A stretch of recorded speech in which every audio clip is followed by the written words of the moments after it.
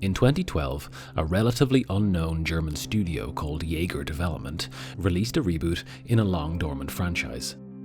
To many at that time, and most now, the Spec Ops series was likely well before their time or below their radar.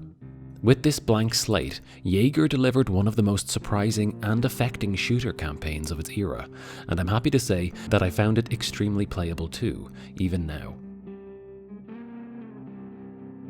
Spec Ops: The Line shares a lot with games of the time. The entire premise of the game, in fact, is foreign nowadays, but back then, a third-person shooter with campaign and multiplayer like this were a market staple. This era was shaped by games like Mass Effect, Uncharted and Gears of War. Spec Ops is in this mold, but styles itself as a modern military shooter, more similar to Modern Warfare. Although the shape, look and mechanics of the game should be totally comprehensible to players familiar with those games, Spec Ops delivers something totally different, a brutal, gruesome and testing experience. Spec Ops tells the story of a group of 3 soldiers that finds itself investigating a failed evacuation of Dubai following a natural disaster. The game is comprised of 15 chapters, most of which present a set of combat and narrative scenarios aimed to challenge the player mechanically, intellectually, and morally. The game follows the squad's entanglement in the military and political situation it finds in Dubai, and it does a good job easing the player into the pre-existing squad dynamic through banter and humour. The story and demise of the squad is as important as that of the main character and the situation in the city.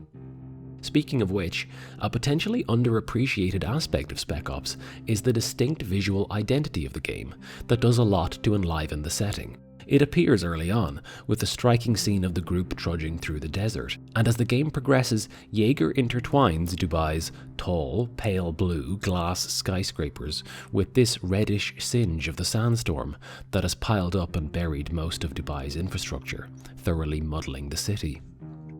It's very difficult to separate Spec Ops' story from its gameplay because they are tightly interwoven. On its own, the gameplay is neat and clinical, almost surgical. There's a sense of precision to how the game encourages you to play, both due to its level design and cover shooting mechanics. Rushing from cover to cover precisely during breaks in enemy fire is probably one of the more realistic ways a shooter such as this could play, and the game's general difficulty punishes completely any attempts at glory or heroism, even on normal mode.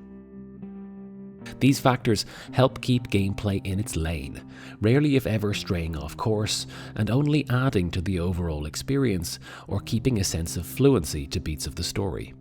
Even though there are areas in the game that may take a few attempts to get through, I cannot think of a single instance where the gameplay distracted at all from the game's main focus. This group of soldiers, what they find, what they do, and what ends up happening to them. The story and cutscenes introduce bigger military themes and ideas, like a cynical attitude towards civilians, departmental factionalism, American heavy-handedness in foreign affairs, and the price of intervention. The gameplay, however, presents issues faced by boots on the ground, conveying trepidation when engaging potential hostiles, confusion between squad mates and enemies in the heat of battle, and the sudden emergence of civilians who are mistaken for combatants. Later on, the story escalates and includes the brutal dismemberment of bodies during combat, heads exploding when shot, war crimes, and the graphic depiction of civilian massacres. There was even a moment I caught when one of the close-quarters knife wielders ran towards me. Despite the shots to his chest, he still lunged out at me hopelessly as he toppled forward and died. The desperate attempt was like a dying animal, and for me is emblematic of the game's most potent theme, desperation. This tragic escalation is conveyed in many ways, actually. The main character's voice lines in combat are also carefully crafted to deteriorate as he descends deeper into the conflict, his professional and controlled manner giving way to violence, hysteria, and insanity. Altogether, the entire context of Spec Ops has a neat way of reframing typical shooter elements of the time. The game uses tiny windows of slowdown when you headshot enemies that punctuate firefights. Although these are momentarily enjoyable, like most things in Spec Ops, the trajectory of the story soon makes you question whether you should derive this enjoyment at all, and a lingering guilt becomes associated with it.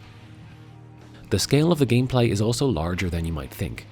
Despite attempts to keep the game realistic, there are still massive, over-the-top firefights. But with all these contextual elements, the game manages to present these as a descent into madness rather than spectacle. This is most moving during the game's superb conclusion and final sequences, where Spec Ops expertly portrays the inherent tension that rises when immense grit and drive faces total futility. In the end, you're just pushing your way deeper into hell because you're already halfway there. If I was to distill the most meaningful idea conveyed by the game in these moments, it is this determination in the face of meaninglessness. It is motivation with no reason, the quality desired of a soldier above all else. And despite any shame the game elicits in the player, there is still a sense of deep sympathy towards this machine of war with no purpose. Nietzsche said, "In times of peace, the warlike man goes to war with himself." Spec Ops The Line says, "In times of peace, the warlike man creates wars to give himself purpose." And that is a sentiment that's even more nuanced in the context of games.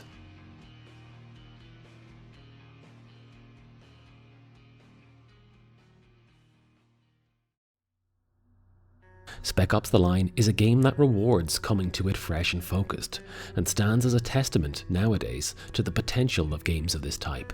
It is short and very, very clinical. It stands in stark contrast to a bloated Far Cry-style shooter experience in the modern era that tries to justify itself with well-structured extrinsic motivators like collectibles, difficulty levels, and completionism.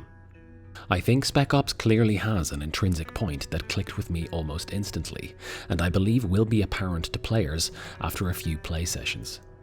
I liked the precision and directness of combat. The high-rise setting subtly captured my interest aesthetically, and the story is carefully crafted.